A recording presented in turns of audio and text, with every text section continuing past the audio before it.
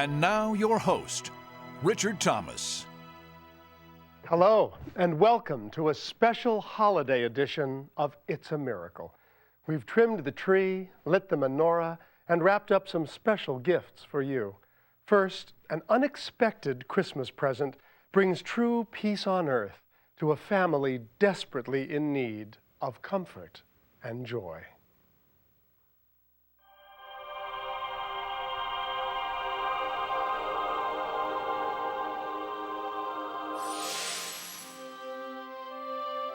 John and Mary Hannison were the proud parents of 9 children. And while they loved all of them, it was their youngest, Timothy, they doted on. His sister Kathy remembers. I was the youngest girl, and then here comes this little boy, and all the attention is being given to this little baby. I was quite jealous. No matter what he would do, he could get away with whatever he did wrong, only because he was a baby of the family. His older sister Carol also gave Tim extra attention. Tim was a mischievous little boy when he was young, just as most boys are. Tim was so energetic, and he just seemed to be so curious about the world. And like any curious young boy, Tim was especially fascinated by his oldest brother, Jim. I remember an incident when Tim was about 4 years old. I had been working on a car for several days, and I had put it up on cinder blocks. One day when I was working on it, I looked over and saw he had his little pedal car, and he had a big cinder block under it. And he was under there banging away with a wrench, and I says, "What are you doing?" He says, "I'm trying to fix my car because it's broke." He was very similar to myself, inquisitive about how does this work. He always wanted to learn everything about everything he could. Tim's lively and inquisitive mind was a special joy to his mother, Mary. My mom spent most of her time in the summer in the garden, and I remember Tim would always be following around like a little puppy out there, and she loved it when my brother would come out and help her out, and he'd bring her a watering can or go refill it. I could tell that my mother and Tim had a special relationship. When they were together, the way that the love shone through their faces when they would look at each other, you could see that there was a special bond between the two of them. And that bond was never more apparent than during Christmas, a time of year the entire Hannison family looked forward to sharing together. We were very, very close family. Tim and my other brothers and sisters would always love decorating the Christmas tree. It was pretty much one of the biggest highlights of our holiday. Tim was very excited about Christmas. He loved the thought of Santa Claus coming and bringing him toys. He just loved the whole aura of Christmas. It's just a great time of year for him. And it would be the joy of Christmas that would help ease the pain of a tragedy 23 years later. As Tim grew older, his curiosity about the world grew as well, and the days spent tinkering on cars with his brother set the stage for a new goal after college. The movie Top Gun had just come out, and my brother came over one day and told me that I decided I want to become a pilot. And it seemed a light went off. That was his goal. And he was going to try everything he could in his lifetime to make that dream come true. Through hard work and determination, Tim earned a spot in the Navy's flight school where he excelled, graduating second in his class. This was fantastic to see him achieve something like that. It meant a lot to my mother. She was so excited about going down to see him graduate and get his wings. I could just see how proud she was.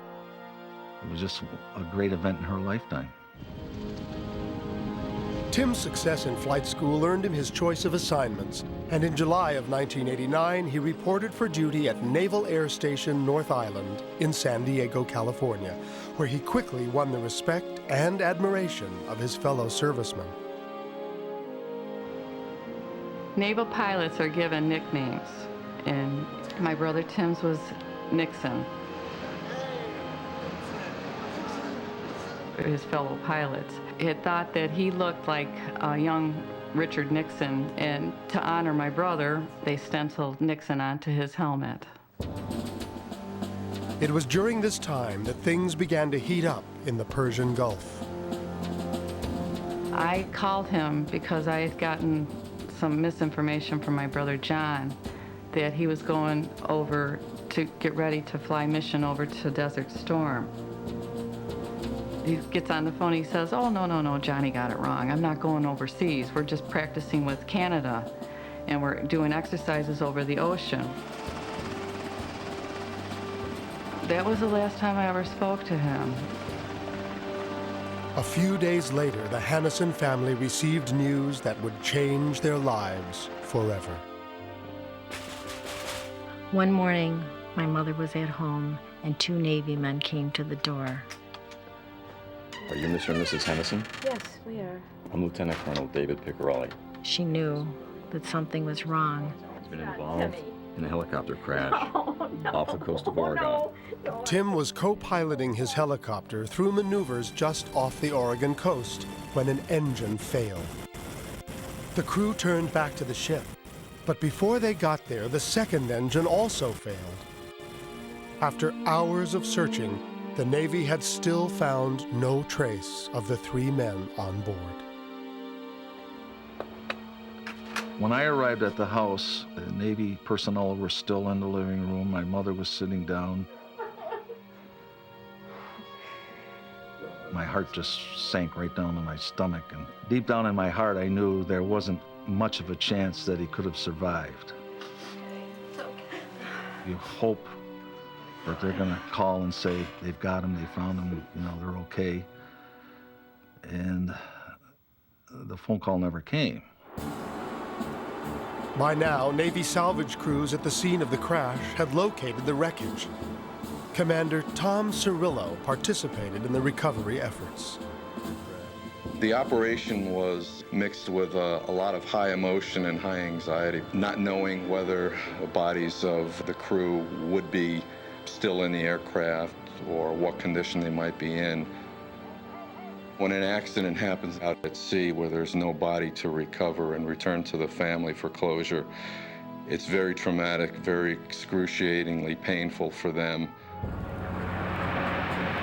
The Navy attempts to notify family as soon as possible. But 1 year after the accident, Tim's body still had not been recovered, and the Hannisons had no hope that it would ever be found. Not having Tim's body back was the hardest thing. Grenade! Aim! Fire! Fire! Fire! It's just a terrible feeling. It's a terrible loss. And I think it affected my mom even more because my mom needed that closure. When I saw my mother grieving, I knew that that was going to be the end of my mother. I knew that she would lose her will to live. We have something special. That Christmas, the family gathered once again. But instead of celebration, there was a struggle to fill the hole left by Tim's absence. We had a big portrait made for my mother and father. Oh, my. Oh, isn't this wonderful? When they opened that, it was sad and happy at the same time. It was good to see him again, but he wasn't really there. It was just a portrait. Merry Christmas, Timmy. Merry Christmas. Merry Christmas. Without tangible remains, the Hannison family's anguish over Tim's death lingered. My mom missed him very much. She slept next to his picture at night, and I think it was the last thing she would look at each night and the first thing that she would look at each morning. She was sad. She just didn't have the same life in her that she always had. She had become more tired, and it wasn't long after that that she was diagnosed with liver cancer.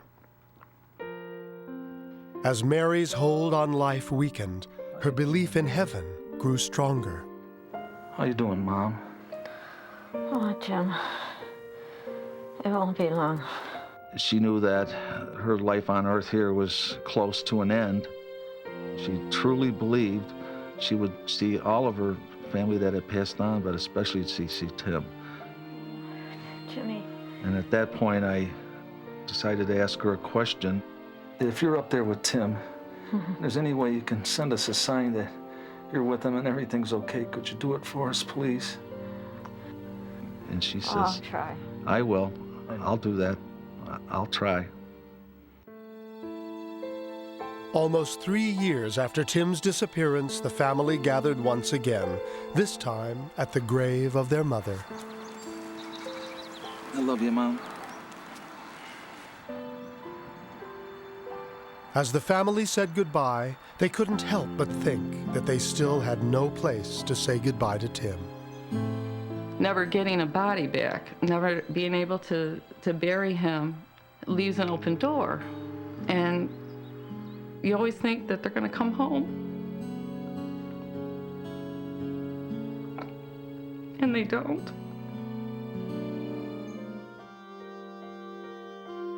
And then, in November of 1993, almost 3 years after Tim's accident, a fishing boat off the coast of Oregon reeled in a miracle. Hey, turn off the motor. We got something caught in the net. What do you make of that? Pilot's gear?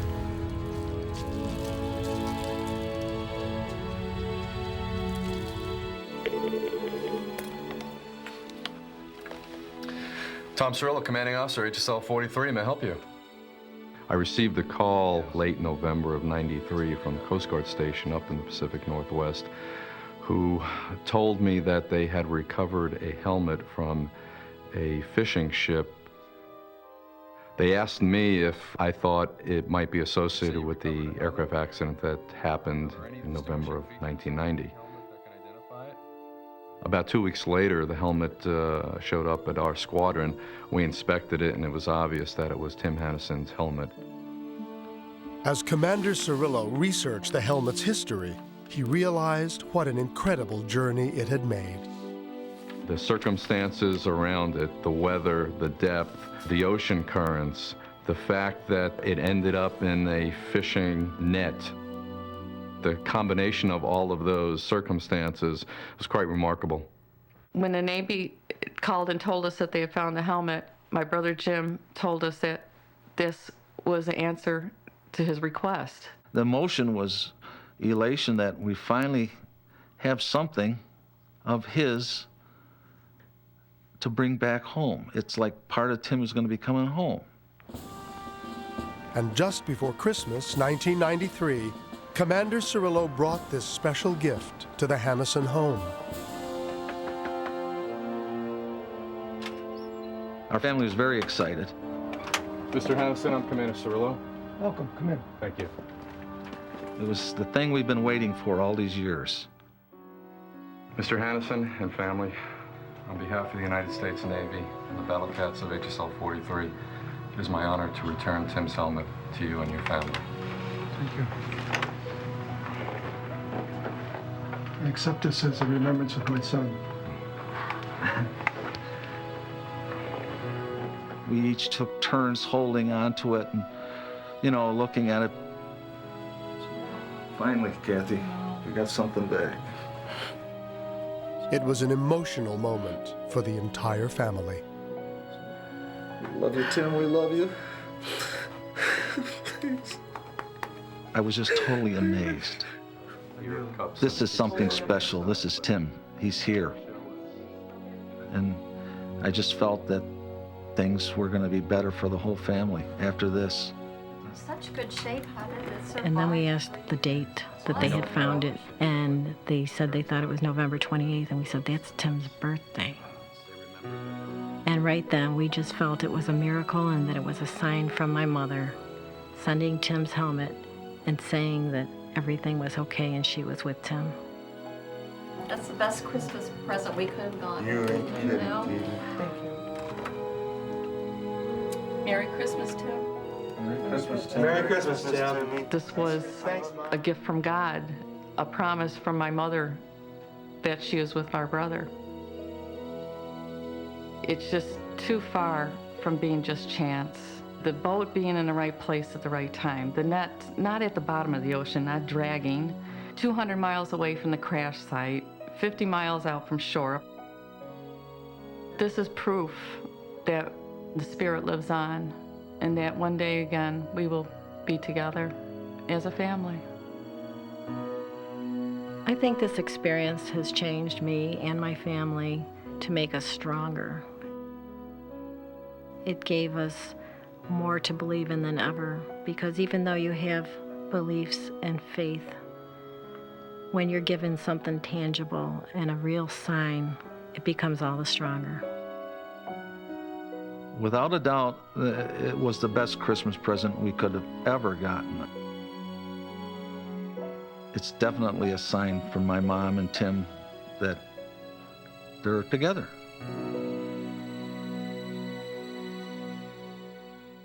It's been several years since the Hannison family received their best Christmas gift ever. And with the holidays approaching, we thought it was a good time to speak to them again about the miracle they experienced in their lives. And so they join us now from Lockport, New York. Hello there. Hello, Richard. And Merry Christmas. Merry Christmas to you. First of all, I want to thank you for sharing your wonderful story with us.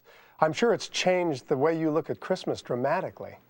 Well, it's made Christmas a lot happier, and the family's enjoying it a lot more than they had previously. And it's just a wonderful feeling to have a nice Christmas again and to know that the spirit of my mom and Tim are with us all the time. Yes, it must be very comforting. Is there something that you'd like other people to take away from your story? For us, I hope it gives other people the same feeling that there is another life after this life, that this isn't the end, that our spirit never dies. It just goes to another time and space. Well, that's a wonderful message. And actually, we've got something more for you to pass along. Wendy's Restaurants has arranged to donate $1,000 to your favorite charity. Well, that's great. We'd appreciate that. Now, I don't want to put you on the spot, but do you have any idea who you'd like the money to go to? Boy, that's a tough one. I think for me, those funds to go to probably a lot of the children that come from dysfunctional homes that don't always know the joy of Christmas or holiday times. You know, there's always children that aren't going to get gifts or aren't going to have a happy Christmas. And if that money can be used to, you know, bring a little happiness to them. For them. I think that's a perfect answer, and we'll see that it gets done. Once again, I want to thank you for taking time out to be with us during this holiday season. Thank you, and Merry Christmas to you.